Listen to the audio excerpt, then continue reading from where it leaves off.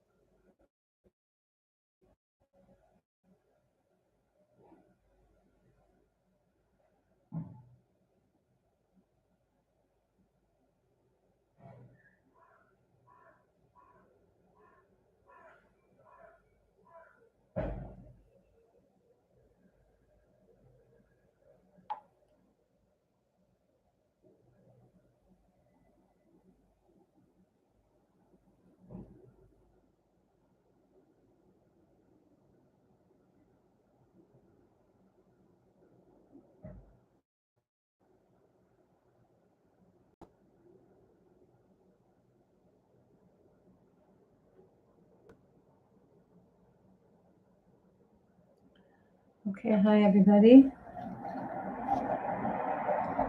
second. Hello. Oh, good to see you're here. Yes. Last week I was talking to you and you weren't here. I know. I heard on the tape. I heard on the record. Okay. Hi everybody on I YouTube. went to On YouTube. Yeah. I went to a levaya of one of the Oh, right. I heard there was a levaya. hostages. Oh, one of those levayas. Was a levaya Yeah. here in Harnof also. Okay, 1 second.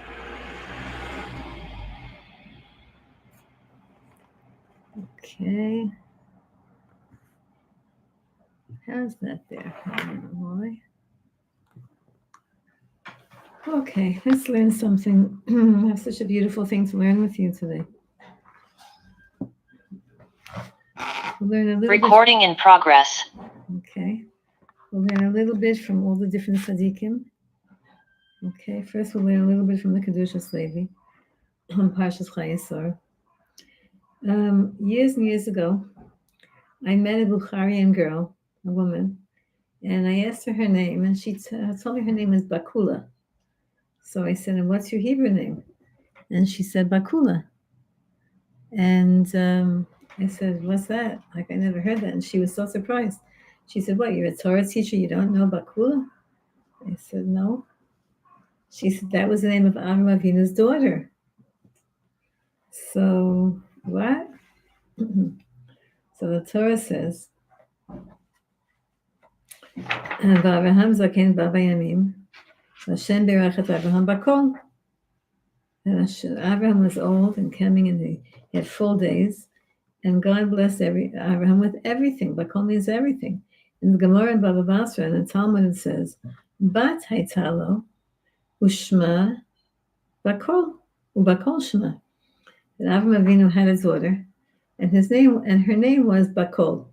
So she told me, this woman told me that the Bukharians, they take that name and they make it into a Jewish, they consider that a Jewish name. So what does that mean?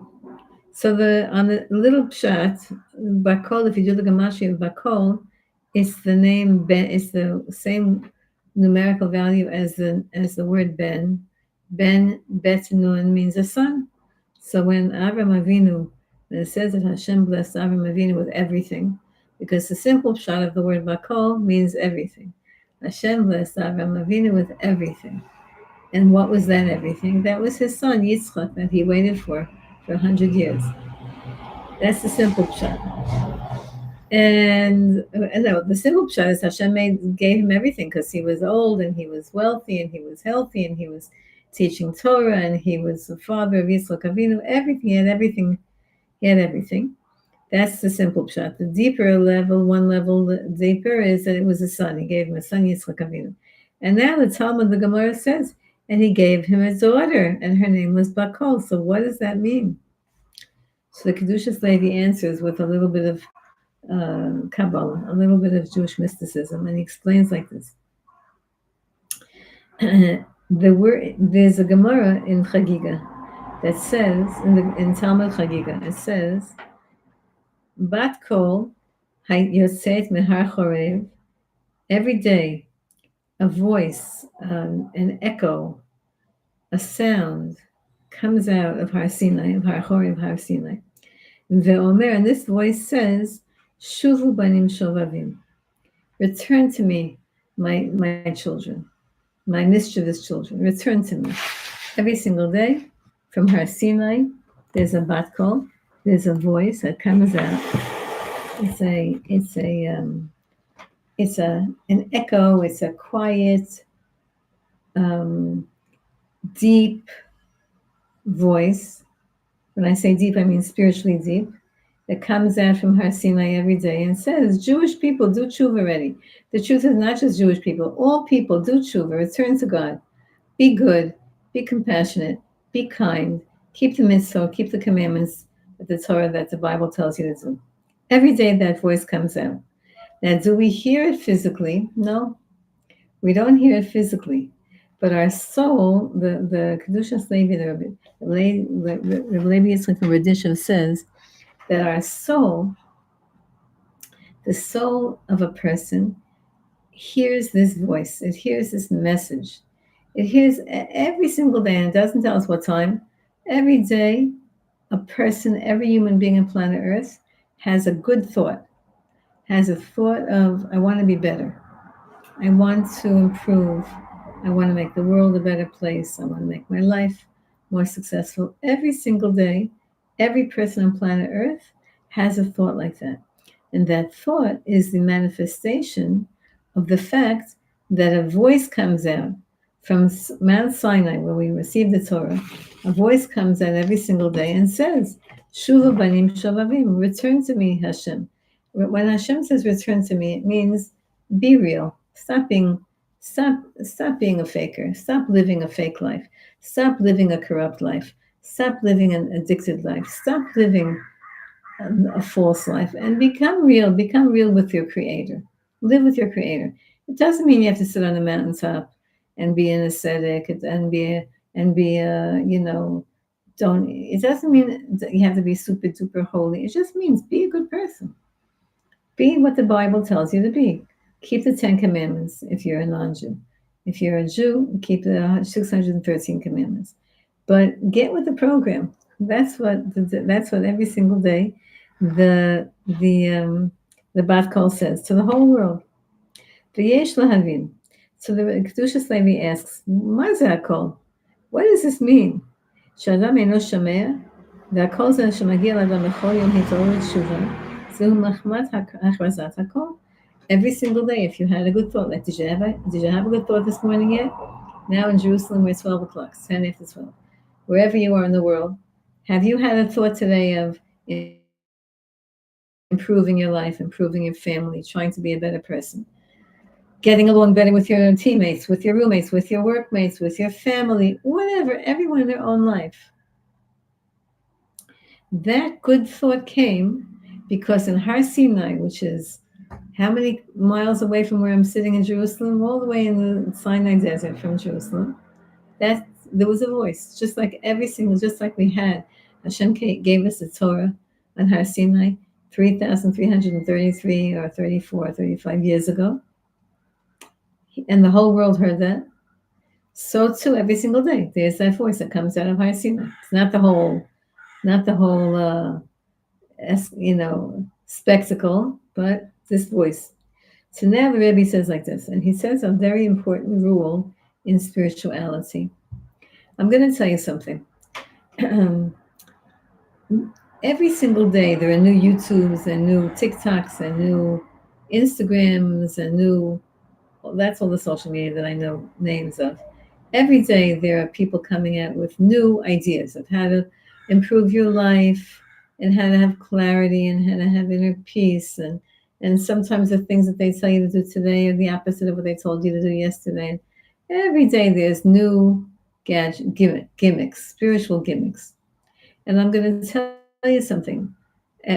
I studied many, for decades and decades. I was always very curious whenever a new idea would come into the world of spirituality, into the world of self-improvement and self-health and self-understanding. I was always very interested in these things. And I found that the bottom line is, and this is going to sound very old-fashioned, it's okay. I'm giving you a heads up. And for all the young people here, the best advice is to go back to the original source of all advice, and that's the Torah, that's the Bible, and that's all the thousands and thousands of books explaining the oral Torah, explaining the Torah. So listen to what the Rebbe here says. He says that every single day, every human being gets a beam of energy from God. How do I know? Because we're alive. If you're alive, if you woke up this morning, that means that you got a beam of life force, and it's actually right now streaming live into you. It's streaming into us, life force, right now. Now, the question is, how will you take that life force? What vessel will you have to catch it? And where will you put that life force? Some people catch that life force and they put it into money, wisdom, honor, beauty, and all the good things that you have in this world. But that life force that we get every single day and the ability to receive that life force is called bat. In Hebrew, bet tav. In English, you would write it B-O-T or B-A-T, however, bat.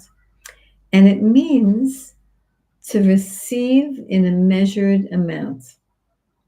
God gives us, now the Rebbe he's revealing something to us that we don't necessarily know. That every day Hashem is sending down to us a stream of unlimited life force and energy. And our consciousness and our choices in life filter it, and we measure, we put it into this idea. You want to feel good today. You want to be financially stable today. You want to love your family today. You want to be honest at work today. Whatever it is, we take our life force and we pour it into vessels that are called bat. The vessel itself, and he explains in Hebrew why that is. First of all, in general, the mashpia, the one who bestows and gives over, is called the Abba, and the children receive the Ben and the Bat, right? So in Kabbalah, we're taught that there's the Abba and the Ima, the highest levels, when Hashem pours into this world, and then we as people receive it in different ways. And the Bat, the daughter, in Hebrew the word Bat also means daughter.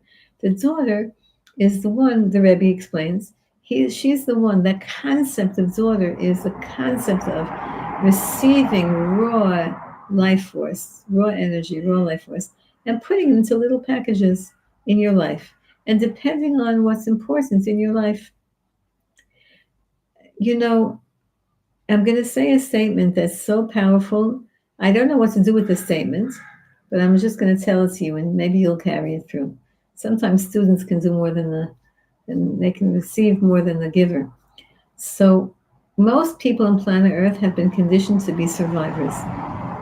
Certainly Jews.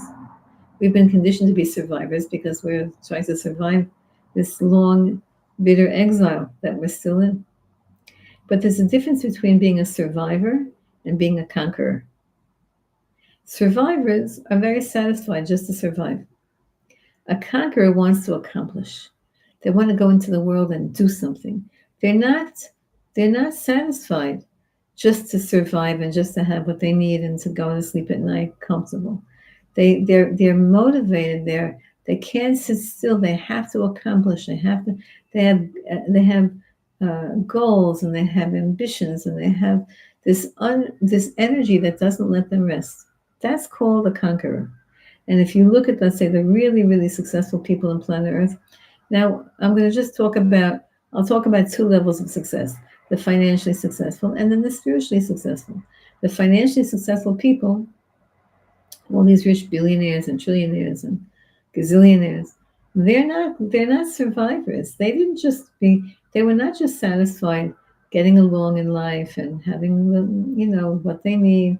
In America they used to say a family, 2 kids, a dog, a car in the garage, a house. Like that was the American mindset that they foisted, that they conditioned people to think about.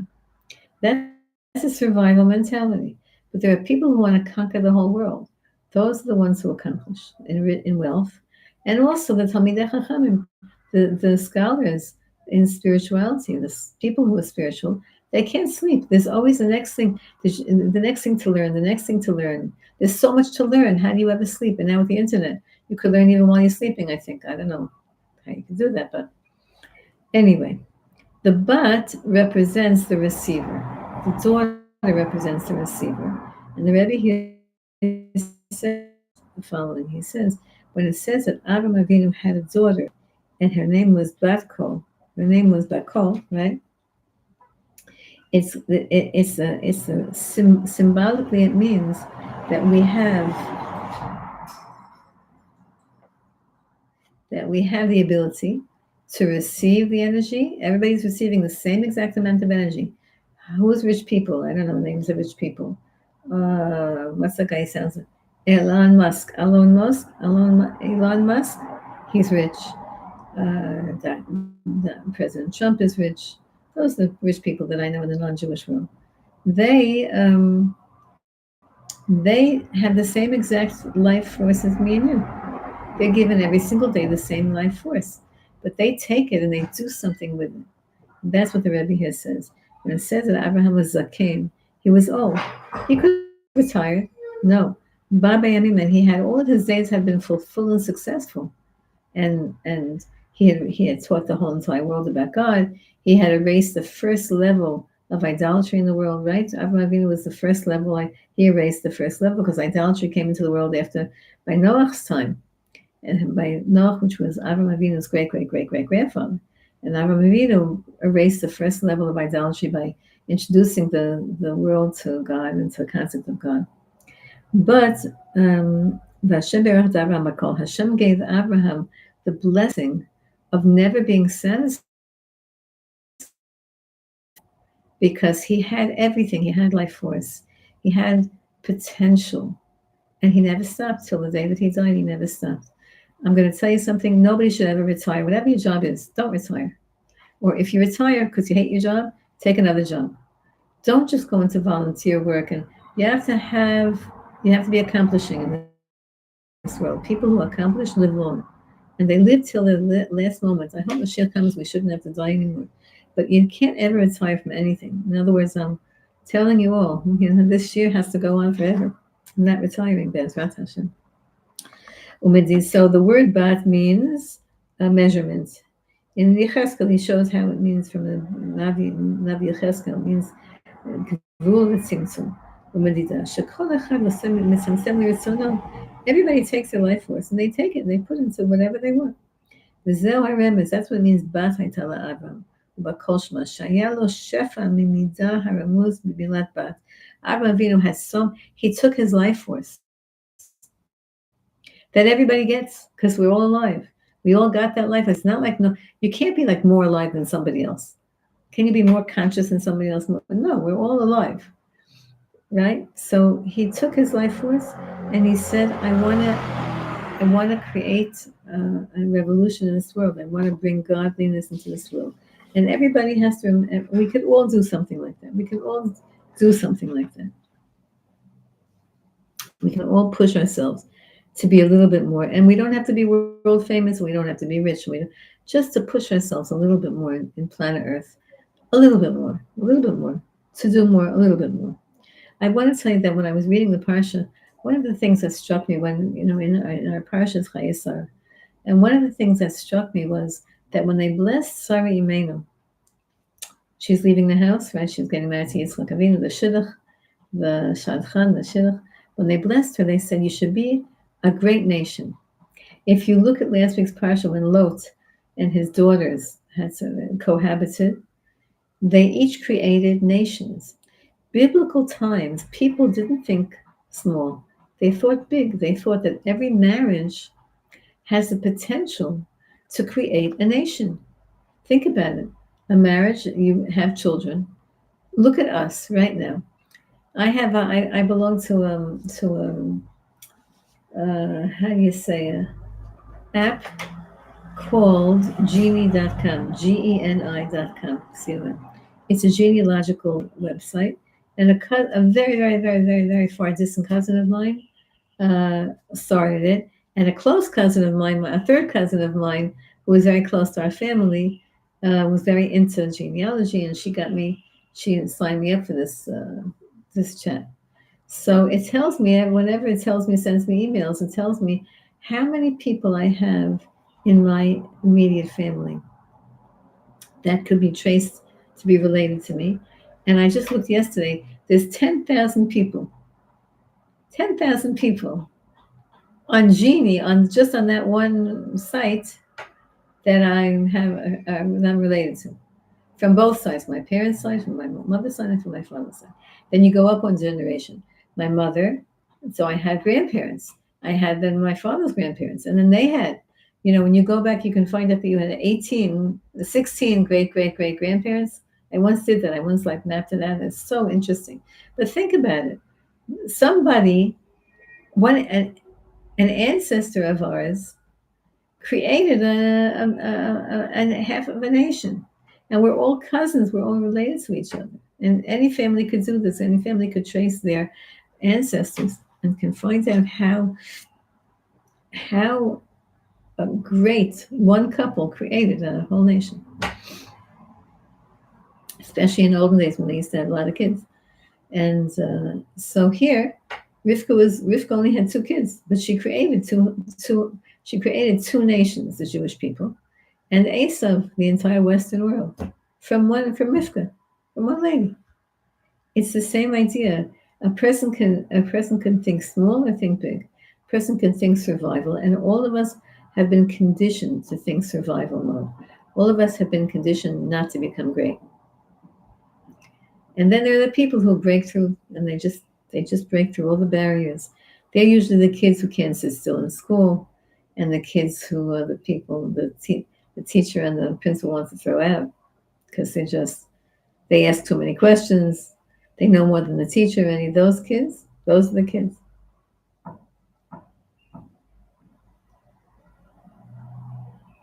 I want to talk also about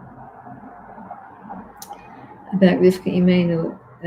Every year we talk about this, how our ancestors all came from very, very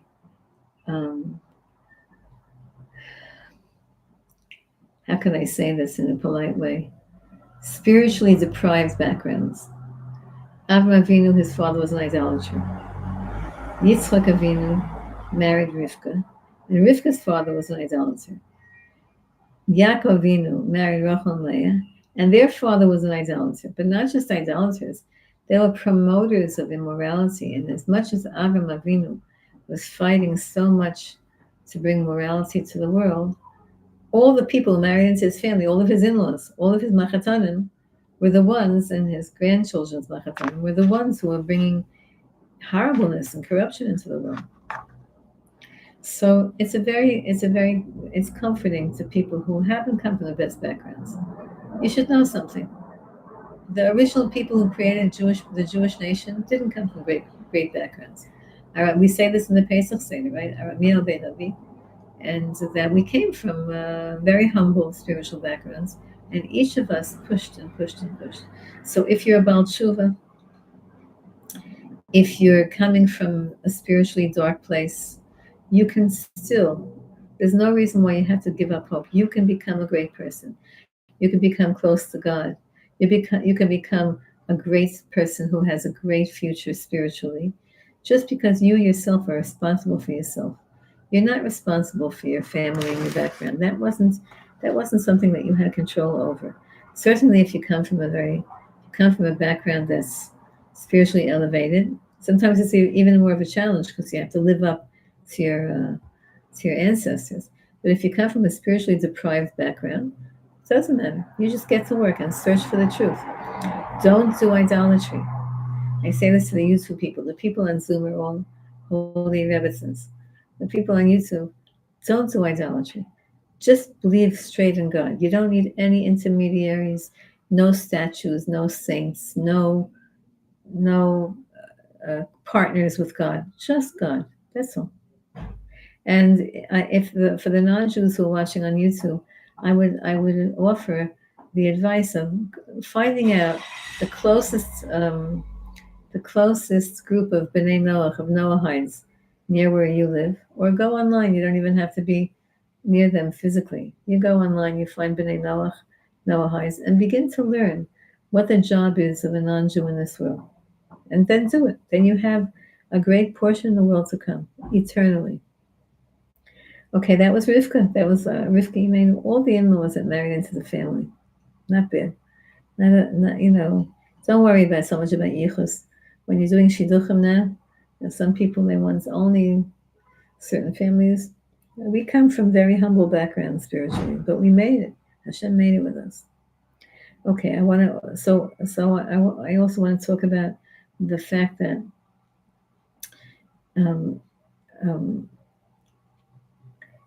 a teaching that we learned last week. This is for very spiritual people who have a hard time functioning in this world. For very spiritual people who have a hard time functioning in this world. Rav Adin Steinsaltz, last week we learned this, and he brings down Rabbeinu Gershon that says that one of the hardest tests that Avraham Avinu had, we think the hardest test that he had was the Akedat Yitzchak, the binding of Yitzchak. That was a very hard test. It was only a test, but it was a very hard test. Whoever's texting me and doing the chat, I'll read it afterwards. I can't read while I'm talking. One of the Rabbeinu Gershom says something very interesting. He says that after the Akedas Yitzchak, when Sarah died, okay, that was also a hard test, that Sarah Imenu died. But what was harder was that Avraham Avinu had to deal with the practical details of her burial. He had to bargain with Ephron Achitzi. He had to go and find a place, and he had to pay for it. He was happy to pay for it, but he had to do it with his whole, business dealings until he buried Sarah Imenu, till he buried her. It was all the practical aspects of life. And Chazal tell us that people who are very, very spiritual sometimes have a very hard time dealing with paying the bills, getting the insurance done, making sure that all the kids, brush their teeth at night, and it was a test for Avraham Avinu. So it's okay if you're having that test. It's okay. Don't think that you're a failure in any way. You're on top there with Avraham Avinu, who had to. Of course, he passed that test, and he did all the negotiations, and he did all the business dealings, and he did all the practicalities. He did everything by himself. Doesn't say that any of his, Avraham Avinu had assistants. He had people who helped him. Shem even, his great-grandfather, and Aver, his great-grandfather, his great-great-grandfather was Shem. They all helped him, but this part he did himself. To bury Sarah Imenu, and that was hard for him. And he gave us everything that Abraham did, and everything that Avraham Avinu and Sarah Imenu did, and all of our avos. They literally gifted us DNA. We have genetic DNA that allows us to do the same thing. So I know I have a lot of friends. They want to just learn the whole day. I have a very good friend. Everybody who's listening on Zoom from one of my other shiurim, they know what I'm talking about. She just wants to learn the whole day. But she has to cook, and she has to clean, she has to make supper, she has to do a lot of practical things. She's dafka throwing a lot of practical things in her life. And she does them. She would rather learn all day. Torah. And a woman doesn't have to learn Torah all day, but she loves to learn Torah. But she doesn't. She does what she has to do. Okay. I want to point out something very interesting that I learned many, many years ago. You know that the Sephirah, Avraham Avinu is a Sephirah. He's the archetype of the Sephirah of Chesed, of kindness. And Yitzchak Avinu is the archetype of the Sephirah of Gvura, strength and justice. And Yaakov Avinu is the archetype of the Sephirah of Tiferet, which is mercy and compassion. And each of those words that I just said needs hours and hours and hours of explanations and subtitles and you know, other adjectives, and because the sphira is a huge topic. Not that I can't even say I know any of it, but we know Avraham Avinu's Chesed, Yitzchak Avinu's Kavur, Yaakov Avinu's Tiferet, and so years and years ago, I remember learning that if you look at our Parsha, you never see that Yitzchak Avinu was alone in the Parsha. In the beginning in Parshas Noach, we see that at the very end of Parshas Noach, we have Avraham Avinu. And then Lech Lecha, we have Avraham Avinu. And then we have Yitzchak Avinu coming. And then last week's Vayera, we have Yitzchak Avinu. Avraham Avinu is still there. And next week's Parsha, we have Yitzchak Avinu, but with Yaakov Avinu. Yitzchak Avinu never is in a Parsha by himself, because afterwards Yaakov Avinu is in a Parsha by himself. So Avraham Avinu was in Parshiot in the Chumash by himself. The stories about him. And Yaakov Avinu has many Parshiot by himself. But Yitzchak Avinu was always with with either his father or his son, because his power, he's the sphere of Gevurah, of power. And power, justice, truthfulness, and Hashem judges us, is something that we, as humans, we have a hard time dealing with sometimes. So Yitzchak Avinu has to be tempered with Chesed, or tempered with Gevurah, with Tiferet. In the end, guess who brings us Mashiach? Yitzchak Avinu. His mitzvah says, his mitzvah of Gevurah, in the end, Hashem makes everything, he squares up everything becomes fair, and all the things that we've gone through, Hashem evens the score and balances the books with Yitzchak Avinu. I want to read to you now. Yesterday I was privileged to be by Kever Rachel, and I said the tefillah that my Rabbi Yanuka composed the Orer, to wake up the Zuchut, the merit of Rachel Imenu. And today, because we're learning about Rivka Imenu, so I'm going to say with you, and I'm going to read to you the tefillah, the prayer that the Rabbi Yanuka, Rabbi Shlomo Yehuda Be'eri Shalita, that he made up to wake up the merit of Rivka Imenu, and to teach us something about her. Because if you read, for example, for those people who read Breslov, Rabbi Nassan wrote Likutei Moharan, right? He wrote all of the lessons that he got from his Rebbe, Rabbi Nachman. And he was one who wrote it down, basically. Rabbi Nachman wrote a lot, actually. But Rabbi Nassan put the whole thing together, he published it, etc. So when I first began learning a little bit of Likutei Moharan, a little bit of Rabbi Nachman, and a little bit of the other Svarim, so it's very hard. His Svarim are very hard. But then Rabbi Nassan did us a big favor. He wrote another book. It's called Likutei Tfilot. Likutei Tfilot, Likuta means a collection, like an anthology. If you read Likutei Tfilot, let's say, for example, you read the first lesson in Likutei Moharan, in Rabbi Nachman's book, and you don't understand it, even though now it's translated into English with commentaries, and in Hebrew there's tons of commentaries. But let's say you want something deeper, or you want something more practical. So what you do is you read Rabbi Natan, he wrote a prayer for every single lesson that Rabbi Nachman wrote and taught. Rabbi Natan wrote a prayer for it. And that prayer is fulfilling the teaching of Rabbi Nachman said. Rabbi Nachman said, whenever you learn something, then you have to pray about it. Whenever you pray something, you have to learn something about it. Prayer and Torah study have to be partners. When you learn something in Torah, we have to try to accomplish it. We have to try to create it. We have to try to bring that into our life. We have to pray about it. And when you pray, it should be about something that's based on the Torah.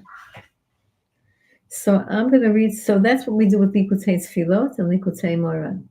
You read Likutei Tfilot, and you see what Rabbi Natan, how he takes the lesson and he brings it down so much into the practical world. And then he shows you how to pray about it. Then you read the lesson. Then you go back and you read Likutei Tfilot again. go back and forth, and you see the depth of how to take a lesson in Torah and, dissect it and internalize it and understand it. Then you wrote Likutei Halachot. Then that's a huge Likutei Halachot. That's a huge based on halacha. Rabbi Nachman says you have to learn halacha every single day. So he wrote Likutei Halachot, and that's based also all on Likutei Moran, except it's not in order.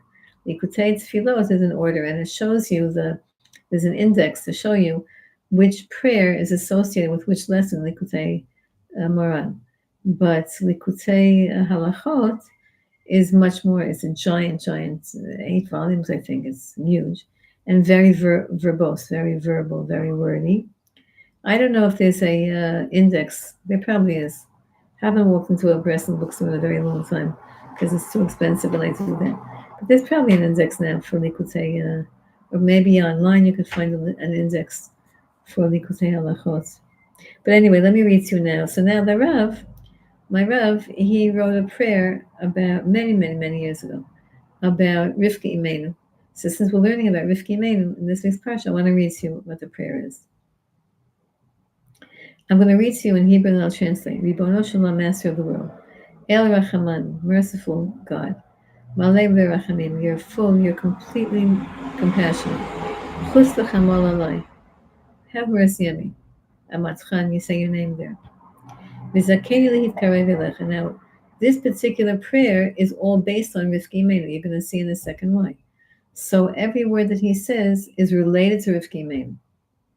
Now, even though she married Yitzchak Avinu, and she was a soulmate, and Yitzchak Avinu was Gevura, power, and justice, and judgment, but Rivka Imenu was the softer aspect of that. She was the chus, the chamol, she was the compassionate part of that.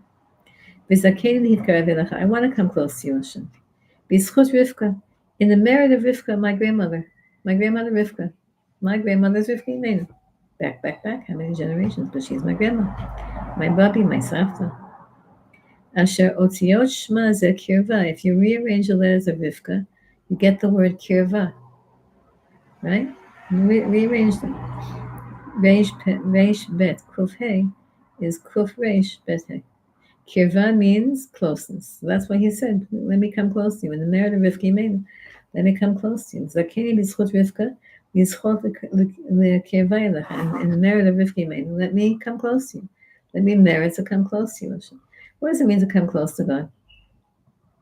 It means to think about Hashem all the time, to talk to Hashem all the time, to bless Hashem all the time, to praise Hashem, to thank Hashem, to beg Hashem, to laugh with Hashem, to sing to Hashem, to dance with Hashem. That's called being with Hashem all the time.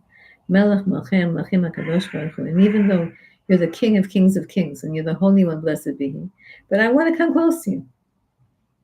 I'm your daughter. I want to come close to you. I have the nerve to say that because you let me. Hashem lets us talk to Him like this. Utazakeni b'zchut Rivka la'asiach lefanecha diburim kadoshim b'zchut Rivka. Now, and let me be able to speak to you holy words. La'asiach. Now, this is what you can explain in a second. And some of you are already catching on. La'asuach b'sadeh, right? Yitzchak Avinu went to pray. That's when he met her. So, in the merit of Rivka Imenu, number one, I want to come close to you, Kirva, Rivka. And now I want to la'asiach diburim lefanecha. I want to speak to you. I want to talk to you all day long. Do you talk to Hashem all day long? Okay, so when you, like right now, I can't talk to God. Even though sometimes you can. While you're talking to people, you could also be having in mind to talk to God. Like in Parshas Vayigash, we learned about Yehuda a little bit later on, that whenever he talked to Yosef Tzaddik as a king, he was actually talking to God. So I want to talk to you, Hashem. And I want to talk to you, Diburim Kedoshim, holy words. Because by my conversations, by my talking to you all the time, by my having a running conversation with Hashem all day long. Nowadays, you can talk to Hashem all the way, right? People think you're talking on your Bluetooth, on your headphones. I want to use the power of speech to come close to you. That's the point here. I want to use the power of speech to come close to God. I want to use my power of speech to come close to God. Because Rivka, the name of Rivka, when you do the numerical value of the name Rivka +1, because you're allowed to do +1 in Gematria, is you get the word Sach. Sach means to converse, to talk to God, to talk. Therefore, when I speak to you, Hashem, to bring me close to you. That's the same letters as Rivka. In the merit of my using the power of speech constructively. Now listen, it doesn't mean you only have to all day long be talking to God. Some people find that like a little bit like it's hard for them to do that. But at least use the power of speech, to use that to come close to God, meaning talk to people nicely. Don't lie, don't curse, don't say lashon hara. Use the power of speech in a positive, productive, uplifting, constructive way. In a way to help people, in a way to create more peace in this world, more goodness in this world. Power of speech, because the power of speech is Rivka.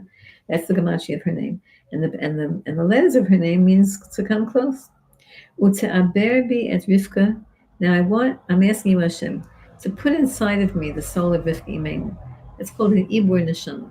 What's an Ibur Neshama? Whenever you do a mitzvah, any human being, did you ever get inspired out of nowhere, like all of a sudden you do something good and you feel good? Yeah. You visited somebody in the hospital and you feel good, you walk out, you feel good, you did a good deed. What is that? What's that feeling good? So rabbis and Kabbalah explain to us that when a person, a human being, does a good deed, then they get a temporary uplift of their soul. And the soul that they get is another soul, a perfected soul, that also did that same good deed. So for example, if you go and you visit somebody sick in the hospital, then you get an attachment to your soul. Not a long time. It's not like you become that person, but you get attached to your soul is the soul of someone else, a perfected soul that did the mitzvah of Bikur Cholim, that did the mitzvah of visiting the sick. So I want to now do davening. I want to pray, and I want that when I pray, Gematria Sach, Gematria Rivka's name, Gematria and the letters Kirva. I want it to be that when I pray and I talk to you, and I say, please Hashem, bring me close to you. Let me be a godly person. Let me be a good person. Let me be a person that you're proud of, that's making planet Earth better. When I say those words, I want the soul of Rivka Imenu to attach to me. Okay, it's a perk. It's like a temporary attachment. But it makes me feel good. It makes me feel more inspired to do more good deeds. One good deed brings another good deed, until that's what I am. I am a person of good deeds. Please put all of her light onto me. And give me everything that I need. And here you're allowed to put in all the requests, your personal requests that you want. Vani tefillah, and I am a prayer. I pray. And that you, in the merits of Rivka Imenu, will help me. In the merit of Rivka Imenu, you're going to help me. And we're allowed to say this. We're allowed to say, please, in the merit of my grandmother. And I remember my mother, she should rest in peace, told me a story that I think this happened when she was either very little or before she was born. Like her parents, my grandparents, were wealthy. My grandfather was a furniture maker. He was a craftsman and he made furniture. And he was in Hungary and Romania before the war. And he was very much, people wanted very much his services, and he was busy making furniture, crafting. We actually have in our family, it used to be in my house, now it's in my cousin's house in Malay Adumim, furniture that he made. So beautiful craftsmanship, beautiful. Anyway, he once had an accident. A whole truck fell on him. He was carrying something, and the wood from the truck fell on him, and he was crushed. My grandmother, he was crushed under this. She couldn't lift him up. She screamed and called, and everybody, they lifted up the thing from him, but he was crushed. And they sent for the doctor. And so this story is like how many years ago? My mother would be now in her hundreds, so the story is 100 years ago. My grandmother, the first thing she did was she ran to the cemetery Could you imagine? And she went to her own grandparents' grave and she screamed at them, please, please, go to hell and go, pray for me, pray for me. And in the merit, and she said, Hashem, in the merit, because I come from very righteous ancestors. So she said to God, in the merit of my righteous grandmother, that's my great grandmother, something like that, in the merit of those people, please save my husband. Then she ran back home and she nursed him back to health and he recovered and he whatever. So we're allowed to say, Hashem, help me in the merit of my righteous ancestors. Ana Rachaman, please, merciful one, we're talking to God. B'zchut Rivka, tashra alai shechinatcha. Please, in the merit of my grandmother Rivka, and now he's going to say also in the merit of Sarah Imenu, please make it that my home is holy. Anan b'tchinat anan kashur ala ohel. Please bring your presence into my house, my apartment, my house, my home, my life. Not just that, but bring your presence into every single action that I do. I want it to be that whatever I do with it, whatever action I do, whether I'm at work, whether I'm at home, whether I'm writing a book, whether I'm praying, whatever I do, whatever I'm involved with, let your presence, the presence of your holiness, God, only God, come in my house. Whatever food I make, let your presence bless it so that the food is healthy and nourishing and helps people to go close to God. And it says the story that Bizman Sarah Kayemet, when the Sarah Imenu was alive, Haner Daluk the Erev Shabbat LeErev Shabbat. It says in Rashi brings down that when Sarah Imenu, when our grandmother Sarah was alive, and by the way, Sarah, is the mother of anybody who has any connection to Judaism. And that's why non-Jews take that name Sarah also, even though they're not directly descended from her, but she has a connection. When she was alive, she would light candles Friday night. Now, even though it was before Shabbat, before the Torah was given, but they knew the ways from Adam and Eve. Adam and Eve taught them what God had taught them. And so every Friday she would light candles in honor of Shabbat, and those candles would last till all the way a week later. And they would go out right before the next Shabbat. And then she would relight them. And they would last another week. There was always Shabbos candles in her house. It was a miracle. And not just that. She had, whenever she would make the challah for Shabbat, and these are all very mystical concepts also. I'm just telling you the simple pshat, the simple meaning. Whenever she would make food for Shabbos, she would always have leftover. There was always, when you opened the oven, there was always challah there. Now, how could that be? I made 10 loaves and I just took out 10 loaves. I don't know how there is, but they're still in there. It was a miracle because she used to give away all of her food because she used the Shabbos candle. She used the light in her tent to enlighten people. And because she gave the food away to poor people, she was always feeding people. There was always food. Like they say about Rav Shayla, there was always food in his bed. And they always felt the presence of God. There was the Shekhinah presence. The presence of God was always in her house. Anybody walked into her house, they were like, "Whoa, it's so nice in here. The energy is so good. I don't want to leave." That's how it was. And Mishameitam Pascal, when she died, when Sarah Imenu died, all of that ended. And then a few years later, when Kishabah Rivka Chazru, when Rivka Imenu came and married Yitzchak Avinu, moved into the family, all those blessings returned. So I'm asking in the merit of my grandmother Sarah Imenu, in the merit of Rivka Imenu, Tamshich alei birkat Rivka v'toshiyeni. Amen. So let it be that the bracha of Rivka Imenu, and that she got from her mother-in-law, Sarah Imenu, should be in my life. So you could say that prayer. Say Amen. I just said it for you. You could say that prayer. Amen. Whatever you remember of it, you could say it in your own words also. You know that just one final thought. You know that they say that it's much harder. Why is it easier? Parents have a natural predisposition to taking care of their children, but children don't have a natural. It's harder for them to take care of parents. Why is that? Because Adam and Eve didn't have parents. They only had children. So the concept of taking care goes from parent to child. It goes downward. And if you look at the Gemara says that it's a big test. It's a big challenge for a daughter-in-law and a mother-in-law